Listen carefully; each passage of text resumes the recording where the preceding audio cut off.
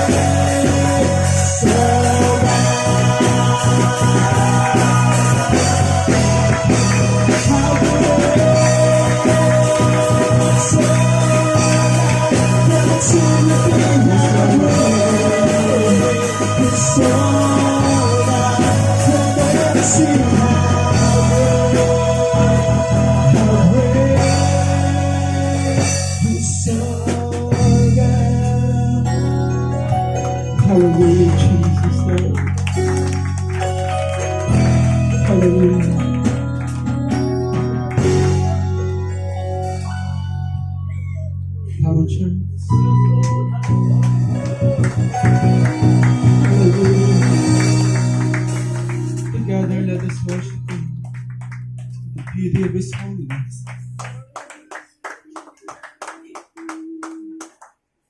May mga bagay minsan na nakakadlang sa pagpupuri at pagsamba natin sa ating dakilang Diyos.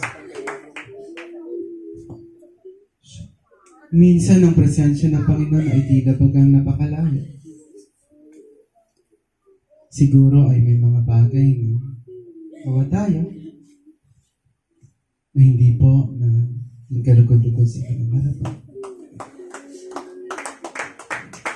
Subalit lagi ang biyaya ng Panginoon ay sapat.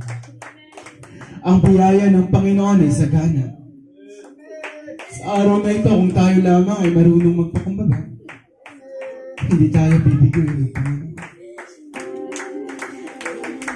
Come on, church, lift your hands with me and let's come before the Lord.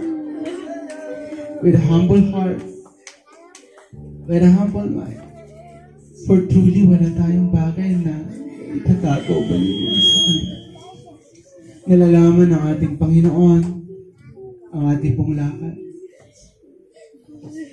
Ang ating haka, ang ating pag-iisip ay hayagyan lahat sa Panginoon. Kung kaya nga po sa araw na ito tayo ay mapakumbaba sa Kanya. Hilingin natin ang pagpapatawad, paglilinis ng ating kapulang anak. Heavenly Father, we come unto you today with a humble heart, Lord God, knowing that all things, Lord God, ay nakahayag po sa iyo. Walang bagay na maitatago o malilingid ang bawat isa sa amin. So, narito po kami, Panginoon. Papakumbag na. Humingi po ng awat sa pagkapaturan. Sa aming mga pagkukulang. Sa aming pong mga pagkakasal. Sa lahat ng naging karumihan ho namin, Panginoon, patawarin niyo po kami at linisin. We pray, Father God, na sa araw na ito, muli niyo po kaming i-restore, i-revive, iparanas ang iyong masaganang biyaya at pagpapala. Ang iyong presensya ay hinihingi po namin po. Let your Holy Spirit once again, Lord God, move in the midst of us. We pray, Father, for your fresh and new anointing. Oh God, we are inviting your Holy Spirit to just move in the midst of us. Oh, we need you, Lord God. Oh, Jesus. Bless us, O Lord. In Jesus' name we pray. In Jesus' name we pray. Amen. Amen. Come on, church. Oh, hallelujah. The Spirit of the Lord is here. The Spirit of the Lord is here. Hallelujah, Jesus.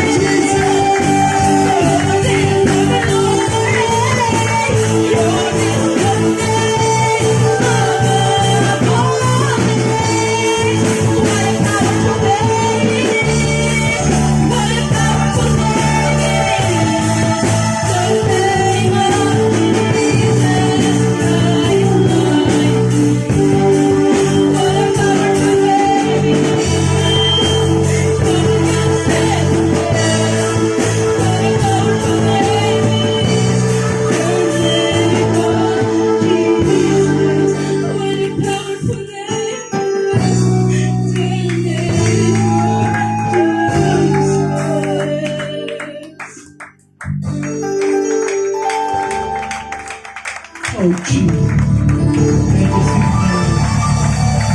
Thank you, Jesus. What a beautiful name is the name of Jesus. Amen. Thank you, choir. Papalaan kayo. Kami namin kumakain. Buksan natin ang ating mga Biblia. At dito po tayo in the book of Genesis, chapter 4. Beginning in verse 1. And Adam knew Eve his wife, and she conceived, and bare Cain, and said, I have gotten a man from the Lord. And she again bare his brother Abel. And Abel was a keeper of sheep, and Cain was a tiller of the ground. And in process of time it came to pass that Cain brought of the fruit of the ground an offering unto the Lord. And Abel, he also brought of the firstlings of his flock and of the fat thereof. And the Lord had respect unto Abel and to his offering. But unto Cain and to his offering he had not respected. And Cain was very wroth, and his countenance fell. And the Lord said unto Cain, Why art thou wroth, and why is thy countenance fallen? If thou doest well, shalt thou not be accepted. And if thou doest not well, sin lieth at the door.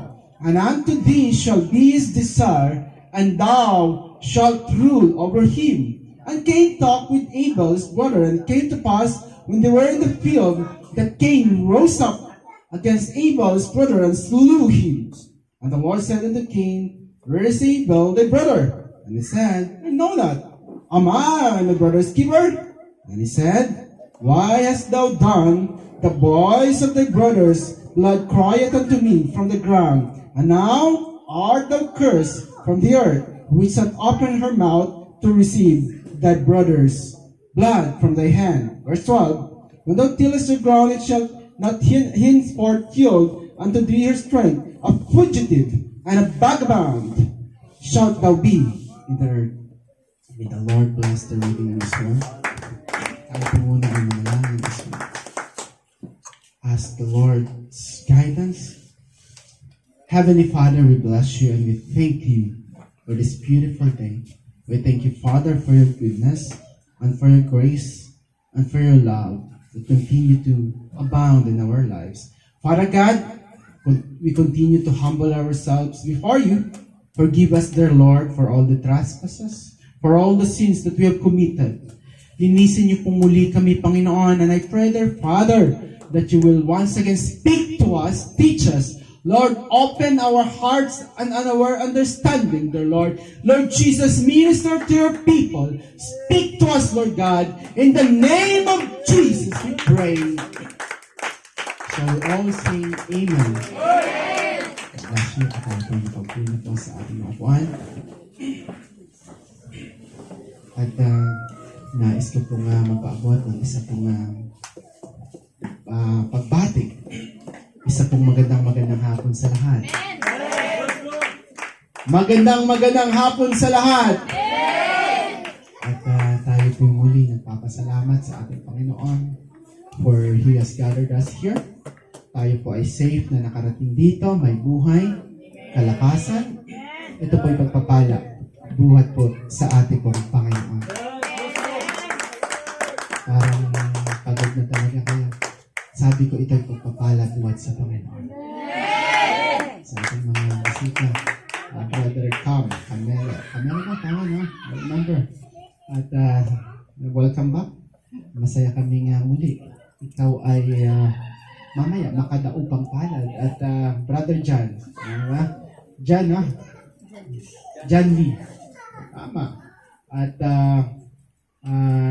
kakailangan namin na ikay kasama rin namin sa araw na ito. At sa araw na ito, mga minamahal ko, mga kapatid, gusto ko pong pag-usapan natin yung pong account ni Cain or ni Cain. Narinig na po natin ito ng maraming beses ang pangalan, but I'd like to focus yung pong mensahe dito sa para sa atin sa araw pong ito. Yung pong book of Genesis, if you would look at it, ito po panimula ng maraming bagay, panimula ng mundo, ng universe, ng sun, earth, unang tao, unang lalaki, unang babae, unang kasalan, unang pagbubuntis, at unang kasalanan din, andoon sa account ng book of Genesis, at marami pang una. At dito po, sa araw na ito, titignan natin yung pong buhay ng dalawang unang anak ni Adan at Eva. Ito pong si Cain at ito pong si Abel. Ito pong si Cain, pakinggan natin ito. Ito po ay larawan ng isang taong makasalanan. Larawan or buhay ng taong ayaw maglingkod or magpasakop sa kalooban ng Panginoon. Larawan ng taong walang totoong pananampalataya sa Diyos. Alam niyo po, minsan marami tayong makikita nakagaya po ni Cain. Ang tingin po nila sa lakad nila, sa buhay nila ay tama, okay na ito. Ito na yung lakad ko, tingin ko naman ay pasado na po ito. Subalit ang nakakalungkot, ang warning sa atin ng Biblia, ang katapusan noon ay kapahamakan. And so my dear brothers and sisters, as we look at the life of Cain, gusto ko pong makita natin yung pong mga dapat nating makita kung meron man po tayong kasalanan, makarelate tayo doon.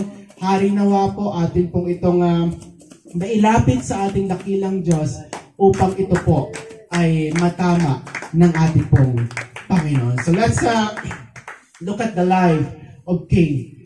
As you all know, alala ba natin, si Adan at Eva ay na-kick out doon sa hardin ng Eden. Okay, pinalaya sila ng Panginoon doon. Dahil saan?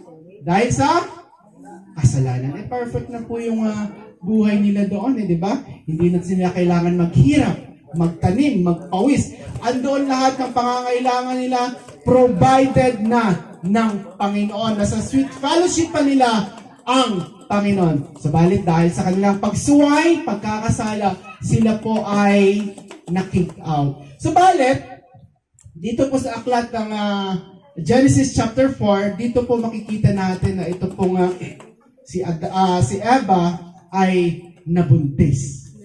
At tingin ko naman, yung pagbubuntis niya, kasi magkakaroon na siya ng anak, kahit papano magdadala yun ng panibagong pag-asa sa kanila.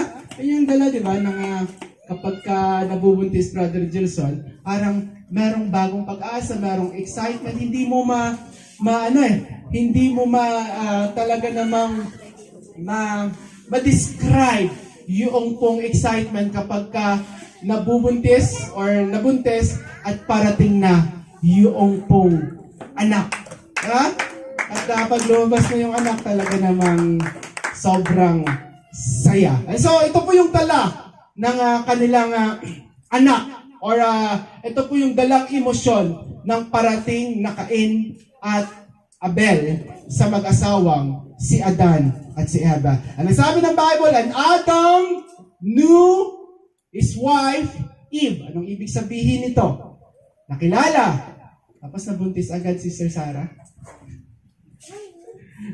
Ang sabi naman, nakilala ni Adan si Eva at siya'y nagdalang tao, naglihi. Ako, baka naman may makilala din kayo at magdalang tao din kayo. Yung pong knew or nakilala, ito po euphemism ng sexual intercourse. Okay? And so sila po ay nagkaroon ng sexual relationship at, of course, yung kanilang pagmamahalan, nagbunga po. And for a moment, gusto ko po munang manatili dito.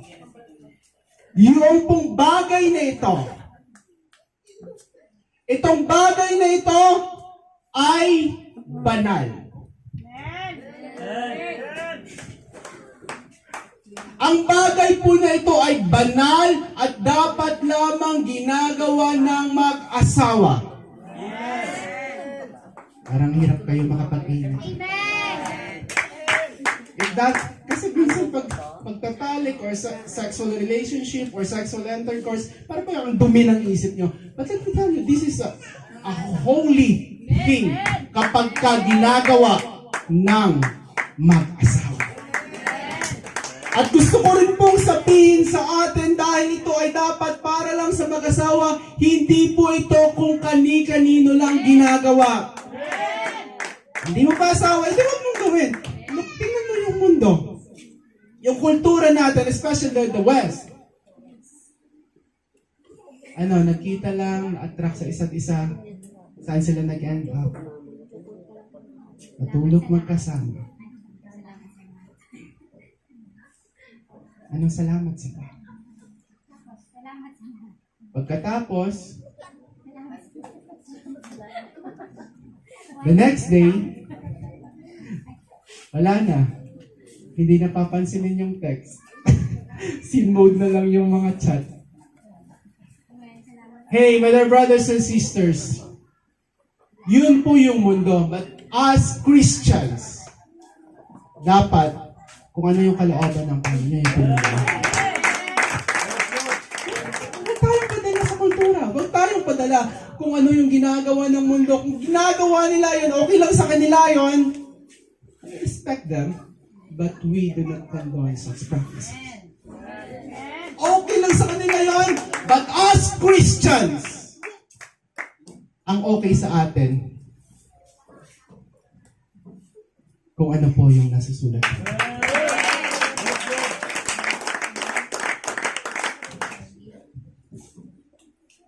Bakit? Sabi nila, anong Bible? Bakit kung walang salita ng Panginoon Diyos? Alam mo, napakatalino niya naman minsan eh. Bakit, Sister Sarah, kung walang salita ang Panginoong Diyos, kung walang Diyos na nagbibigay ng morality, kung walang dakilang Diyos na may nagbigay ng standard ng morality, ano yung reference ng morality mo? Kung sabihin mo ba, wala na yung Bible na yan. Wala nang God said. Anong reference ng morality mo kung walang Diyos? Yung gusto mo lang? Yung tingin mo lang tama?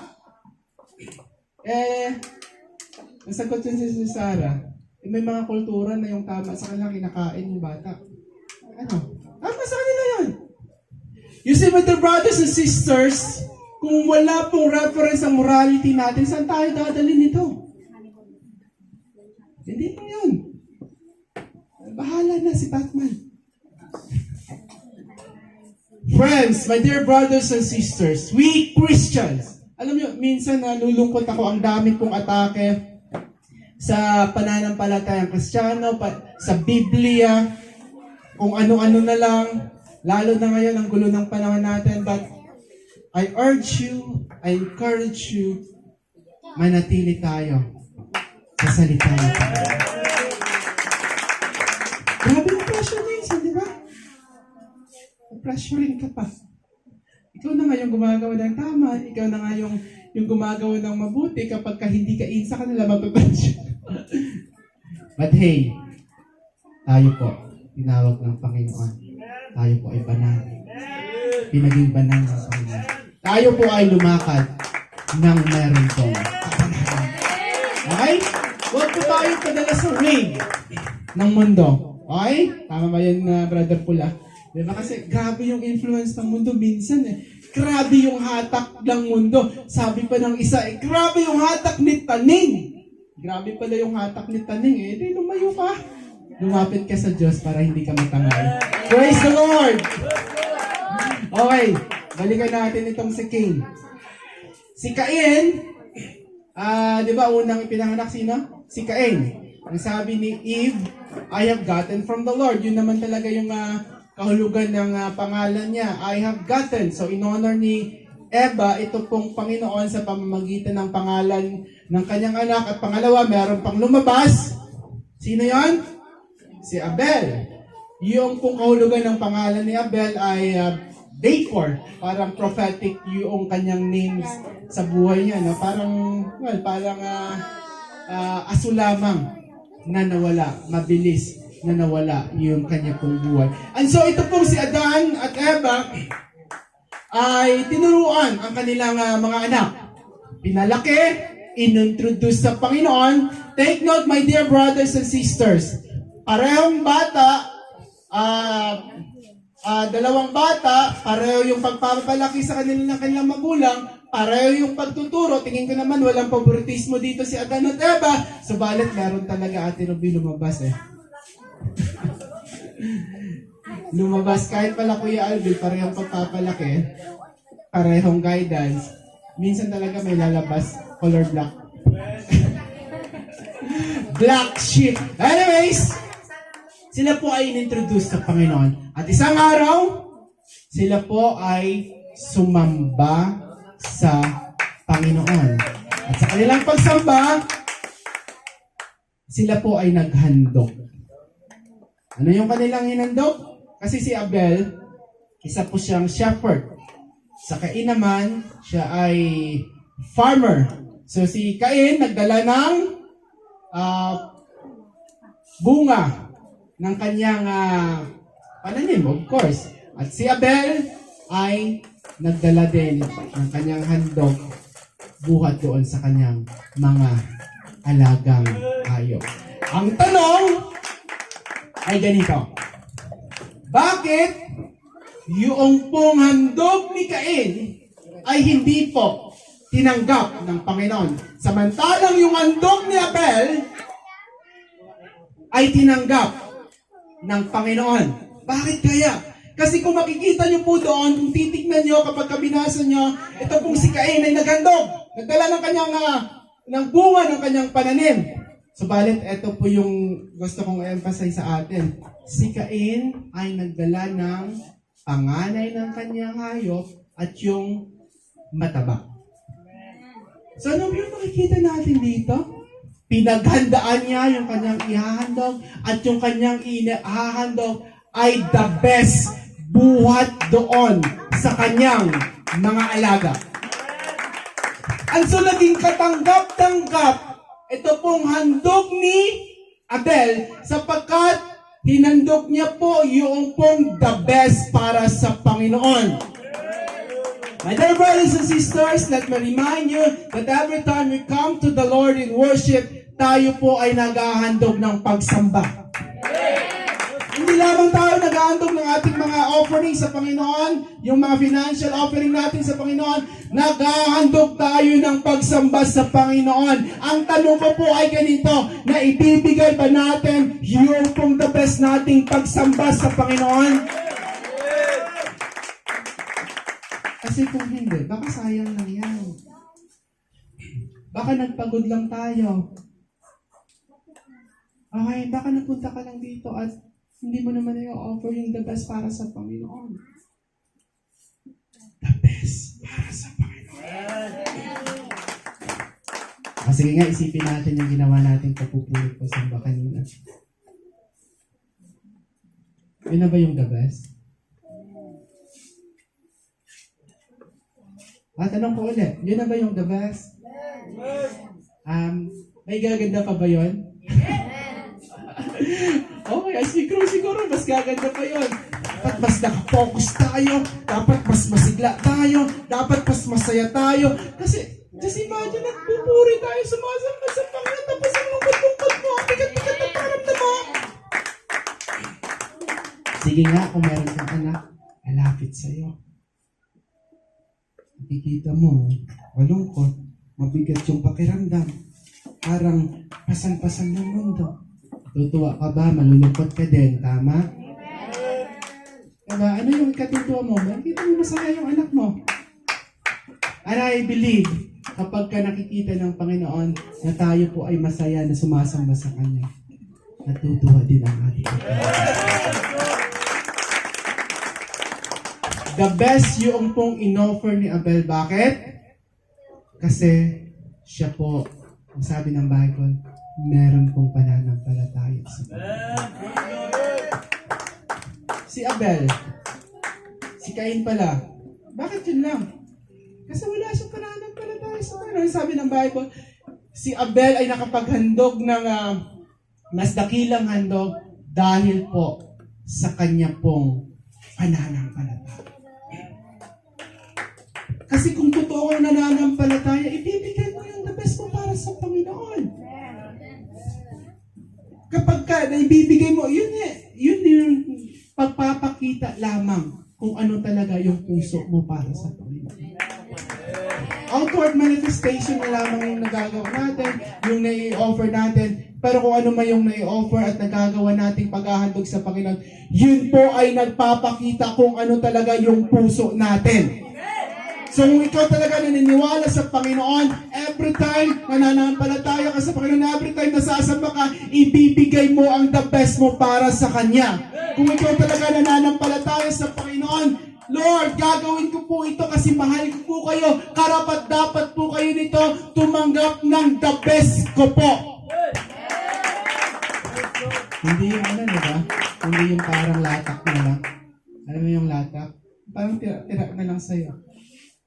Tira-tirang energy, tira-tirang attention, tira-tirang pera. Just imagine that kung yun po yung ino-offer natin sa Panginoon. Let's offer our best para po sa Panginoon. So this thing na nakita natin sa buhay ni Cain ay nagpapakita ng kawalan niya ng pananampalataya sa Panginoon. Okay? Si Abel naman, again, nakapaghandog dahil po siya ay nananampalataya sa ating Panginoon. At balikan natin yung pangyayari. Noong pong nakita ko yan ni Cain, na itong handog ni Abel ay tinanggap, at yung kanya naman ay hindi tinanggap, anong nangyari, Brother Gilson? Nag-init! Nag-init yung ulo niya. Well, na-remind siya ng Panginoon, bakit ka nag-init? Kung ikaw ay gumawa ng mabuti, kung gumawa ng tama, di ba? Tatanggapin naman yung offering mo. Hindi po dito sinabihan ng Panginoon si Cain, mami na, kumuha ka doon ng mas maganda-gandang offering. Hindi po. Ni-remind sa kanya ng Panginoon na dapat tama mo yung pinupusin. And so my dear brothers and sisters, today, saliksikin natin yung buhay natin, yung kumamaraan ng ibibigay natin na paglilingkod sa Panginoon. Ano ba? Kagaya ba tayo ni Abel? Yung the best para kay Lord? O kagaya tayo ni Cain? Makapaghandog lang, lang,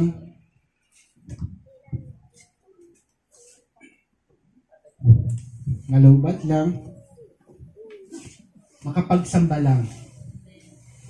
Hindi po enough yun. Dapat, talaga namang the best pagdating po sa paglilingkod natin. Friends, other brothers and sisters, nung siya po ay napaalalahanan ng Panginoon, si Cain ay nag-refuse po na magsisi. Diba dapat ma-realize mo na hindi pala katanggap-tanggap, mali pala yung ginagawa ko. Dapat magsisi ka na. Pero itong si Cain, sa halip na magsisi, galit pa. Ano, Brother Gelson? Ganun talaga minsan kapag ka guilty. Sa halip na magsisi, magalit pa. Ba't ko tayo naman ay napapaalaanan, Kuya Alvin? Praise the Lord. Salamat. Dapat magsisi tayo. Pelikuran natin yung mga mali natin ginagawa. At anong balik tayo sa paggawa ng tama ng kalooban po ng Panginoon. Wag po yung kapamaraanan ni Abel. Sinabihan na ng Panginoon. Panginoon na yun may sabi sa kanya ng kanyang maling ng kanyang kasalanan. But he still refused.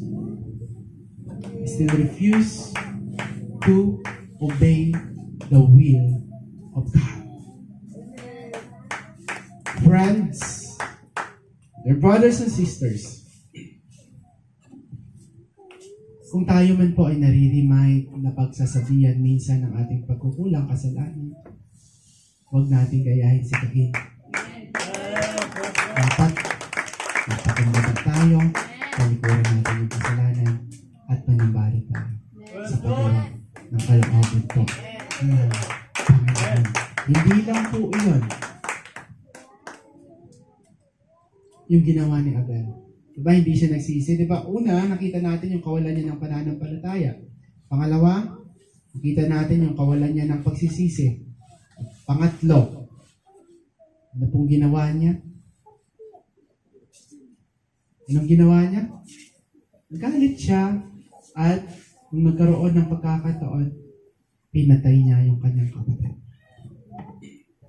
Paano kaya pinatay ni Cain si Abel, Brother Joseph? Baka ginilitan niya sa liig. Kasi yun naman yung pagpatay ng hayop that time eh. Baka ginaya niya lang, subukan niya natin.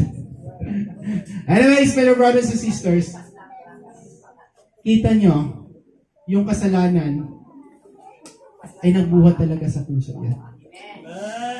Doon na nagsisimulan. Nagmamanifest lang yan sa ating mga actions. Subalit ang kasalanan, nagsisimula yan sa puso. At yung pusong makasalanan, isang araw makikita yan sa kanyang pong mga ginagawa. Si Abel ay walang pananampalataya. Si Abel nag-refuse magsisi at dinagdagan niya pa ng pagpatay sa kanyang kapatid. At anong nangyari? Ito na.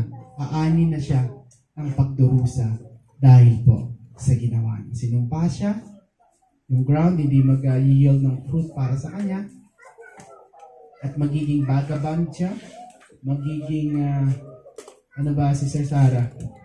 Vagabond. Ano yung vagabond? Yun po, yung parusa sa kanya. Mga brothers and sisters, ano mang ginagawa natin dito sa mundo? Sana wag dumating yung panahon na kapag ka nagsisi tayo ay huli. Tingnan nyo. The way of Cain, the path of Cain, wag nating lakaran yun.